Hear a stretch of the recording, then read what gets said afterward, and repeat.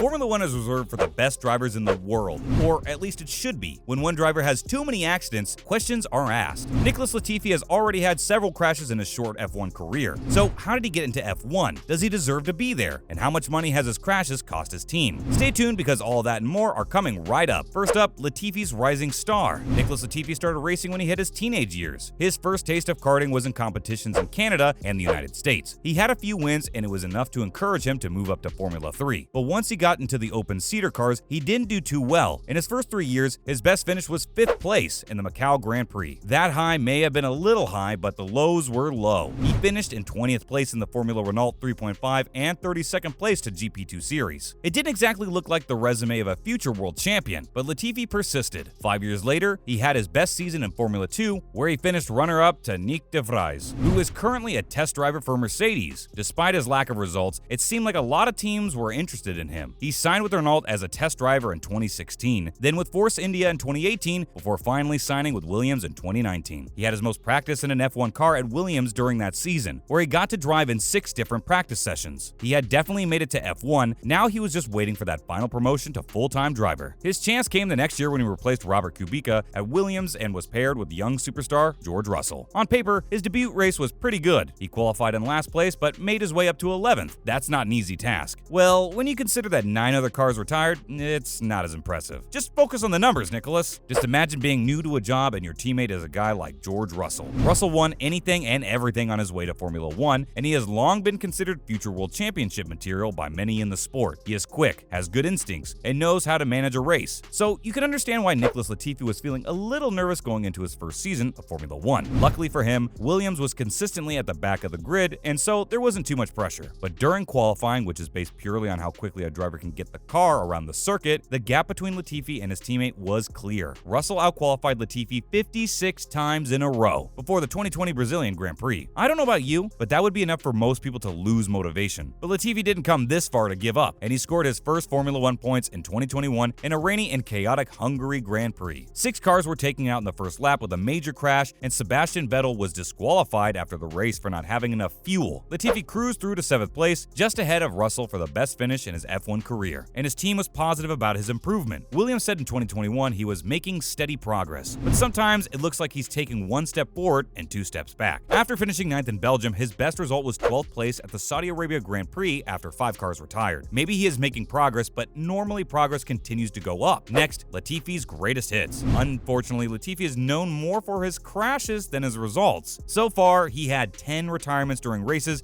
and 3 of them were driver errors. At the Emilia-Romagna Grand Prix last year, Latifi crashed in the first lap of the race. He had to run wide and try to rejoin the track, but he went straight into the path of Nikita Mazepin and collided. Then at the Saudi Arabian Grand Prix this year, he crashed in both qualifying and the race. Both times, it was just Latifi losing control of the car. But his most famous crash was in last year in Abu Dhabi, which changed history. It was lap 53, and Lewis Hamilton was comfortably in front of Max Verstappen, and it looked like in just 5 laps, he would win his 8th world championship. Latifi was in the last position and crashed into the wall after losing control. This brought out a safety car in the last few laps of the race, and after a controversial decision by race director Michael Masi, it eventually led to Verstappen beating Hamilton in the championship in the final lap. Red Bull team principal Christian Horner thanked Latifi for the safety car. He also said that Latifi would have a lifetime supply of Red Bull. It made for incredible drama, but many fans were not too happy. They held Latifi responsible for what happened and attacked him on social media. He even received death threats. But Latifi can't be blamed for crashing or the events that followed. It did lead people to question once again whether he should be racing in Formula 1 though. Who would have thought that the World Championship title last year would be decided by Nicholas Latifi? How much money have Latifi's crashes cost his team? And how did he determine the result of an entire championship? So don't go anywhere to find out. So how did Nicholas Latifi end up in the most prestigious motorsport in the world? Well, it starts with his father. His father is Michael Latifi, a successful Iranian-Canadian businessman. After studying at university, Michael went into the food processing business with his own company, Sofina Foods. Sofina has grown into one of the biggest companies in the industry and has pumped Michael's net worth up to more than $2 billion.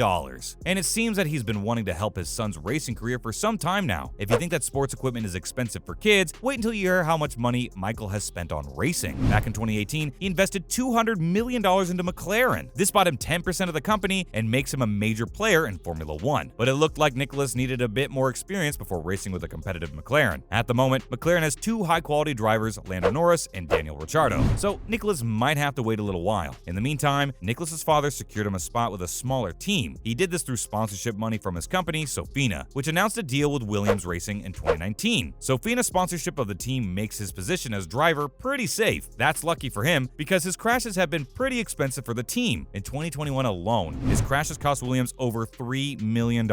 I'm sure the Williams mechanics won't be buying him drinks anytime soon. So, does he deserve a seat? Latifi is considered a pay driver, meaning that his place in Formula One is guaranteed through money, specifically his father's money. But is he good enough to be there in the first place? Plenty of paid drivers have ended up being some of the best in the sport. Niki Lauda bought his way into the sport after taking out a massive bank loan. Then he went on to become a triple world champion. Sergio Perez, who now drives for Red Bull, also had a lot of doors open up because of his sponsorship by billionaire Carlos Slim. He has gone on to prove that he's one of the most capable drivers on the grid. Nick de Vries beat Latifi for the Formula 2 championship and is another young talent. He won F2 and Formula Renault 2.0 World Championships. Then in his debut season in Formula E, he won the title. He has done everything asked of him, but there's no space for him. That's why he went to Formula E, but is still committed to getting into an F1 car one day. There are plenty of young achievers who have earned an opportunity to prove themselves in Formula 1, but they can't get there because they lack the money. This is why Lewis Hamilton has called the sport a billionaire boys club. That is not accessible to most people. Hamilton is one of the few drivers that made it to the top purely through his performance as a driver. With more and more money in the sport, those days are fading. Now drivers like Latifi are becoming more common. Does he deserve to be there? Based on his performance?